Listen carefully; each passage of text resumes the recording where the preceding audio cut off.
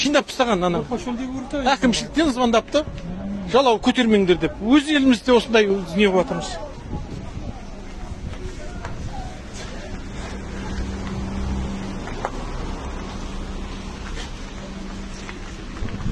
Ұят нәрсе, мынау деген.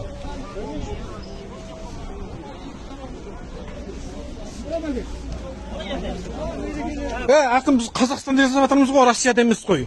Соны неге түсінбейсіздер? Түсінгендерді бізге де айтып жатыр ғой, ертең бізді шақыру мүмкін орган. Шақырғанда сіздер орындарынан алып тастайды қорғастар ма сонда? Орындан қорқытқан жоқ. Оны не қылыңыздар, біз Қазақстандамыз деңіздер. Жоқ, мәселені сонда болып тұр ғой енді. Жоқ, мына көтергенде мысалы өлеңді мен мысалы Россияға барып мен Қазақстанның туын көтеріп жүрсем дұрыс ол. Ана жақтан давай закройте дейді. Как мирный митинг сияқты дейді. Бұл митинг емес қой мысалы. Жалауды сондай немен түсініп жатыр да бұлар. Түсінбе, ол біледі.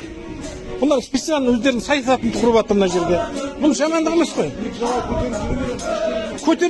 Көтеріңдер. Үшінші жалауды маған беріңдер, мен ақ көтерейін, мен ақ қамап жіберсін. Бұл ұят нәрсе ғой ол деген. Мен ақ көтеріп жіберейін, інім.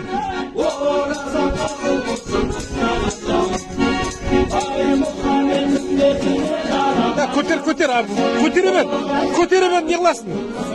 Ашша не қыласың онда? Ане?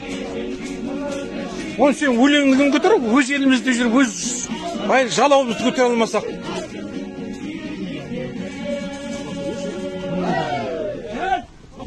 Жарапазанды ешкім көріп тыңдамайды ғой, не нәжише қандай. Мынау дұрыс па? Өз елімізде жүріп, өз жалауымызды көтере алмаған дұрыс па? Сіздікі апай қолда ғой. Рахмет апай, қалайсыз?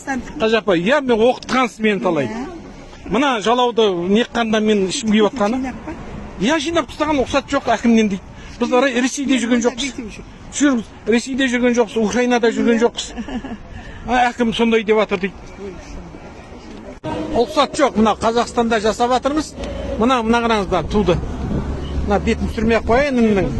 Оняқтан не келіпті? Бұйрық келген, жалауды көтермеңдер деп жатыр.